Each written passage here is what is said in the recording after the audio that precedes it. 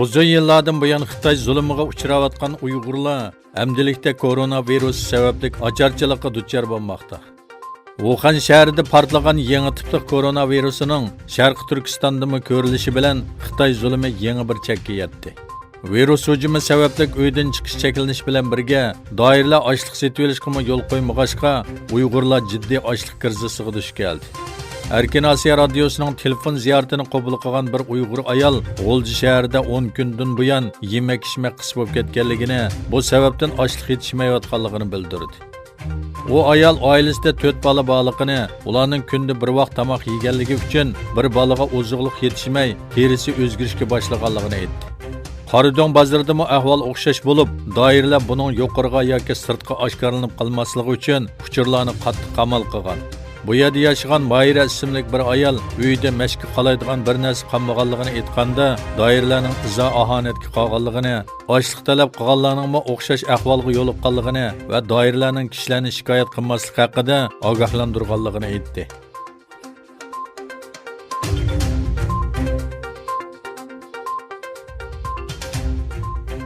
Sharq Turkiston Majlisining raisi Seytum Turk bugun Xitoy ishlatayotgan energiyaning 20-digidek Sharq Turkiston zamindan chiqadi dedi.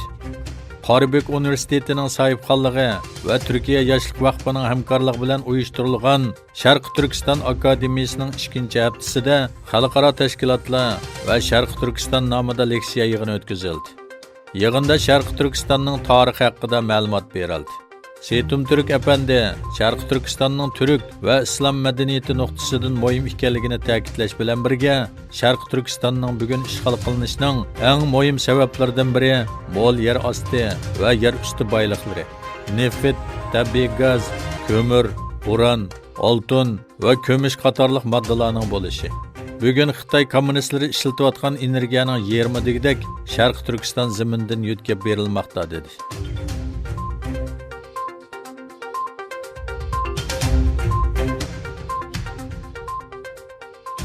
Germaniyaning Shimoliy Ren-Vestfaliya o'lkasidagi fidoyi ota-onalar bilan Sharq Turkiston madaniyat va uchur markazining hamkorligida 23 fevral 10 dan 13 gacha Sharq Turkiston uchur va madaniyat markazida Sharq Turkistonliklarga yordam qilish nashtilik faoliyati o'tkazildi.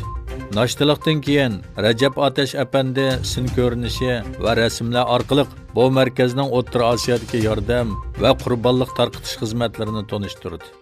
Rais Abdujalil Qarqash apandining xizmatlarini tanishtirdi va muayyanlashtirdi. Uning Sharq Turkiston milliy kurashidagi armas jangchidan biri ekanligini bildirdi. Orqadan Abru Kaya xonim markaz nomidan Turkiyadagi yetim bolalarga qarta elib berayotgan faoliyatlarini tanishtirdi va ishtirokchilarga Sharq Turkistonning vaziyatini tonish va tanishtirish, muhojiratdagi Sharq Turkistonliklarga yordam berish haqida chaqiriq qildi. Faoliyatga qatnashuvchilar nihoyat mamnun bo'lganligini va yo'qolish xavfiga duch kelgan Sharq Turkistonlik qarindoshlari uchun qo'lidan kelgan tirishchanligini ko'rsatadiganligini bildirishdi.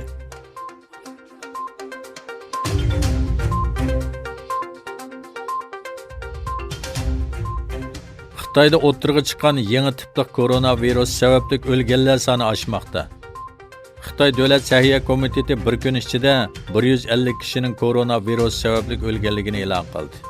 Dunyo Səhiyyə Tashkiloti Xitoyda virus bayqalgan kishi sonining 80.147 ga yetganligini bildirdi. Xitoy miqyosida virus bilan yo'qolib o'lganlar soni 2699 ga chiqdi. Yevropada bo'lsa ahvol eng xatarlik bo'lgan Italiyada o'lganlar soni 6 ga yetdi. İran Səhiyyə Ministerligi virus sababli o'lganlar sonining 12 ga yetganligini e'lon qildi. Lekin faqat Qum shahrida 50 kishining Wuhan virusi bilan o'lganligi ilgari surilmoqda. İran davlat televiziyasining bildirishicha, yuqumdorlar soni 61 ga yetgan bo'lib, gumonliq ahvol bayqalgan 900 kishi tekshirishdan o'tkazilgan.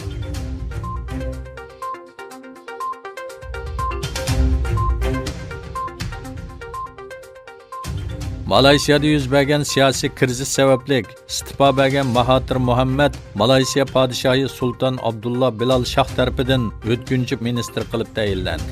Bu haqda podshoh saroyidan e'lon qilingan bayonotda Sultan Abdullahning Mahathirning istifolarini qabul qilganligi, lekin davlatning muqimligi asliga kelguncha o'tkinchi bosh ministr bo'ladiganligi haqida qaror chiqarganligi bildirildi. Yana bir tarafdan Mahatirning istifosi bilan tarqalib ketgan hokimiyat beshidagi Umid ittifoq partiyalari Mahatirning vazifasini qaytadan qo'lga olishga chaqirdi. Mahatir Muhammadning istifa berishidan bir necha soat burun bosh ministerlikni o'tinib berishni va'da qilgan Xalq adolat partiyasining raisi Anvar Ibrohim bilan maxsus uchrashuv o'tkazganligi bildirildi.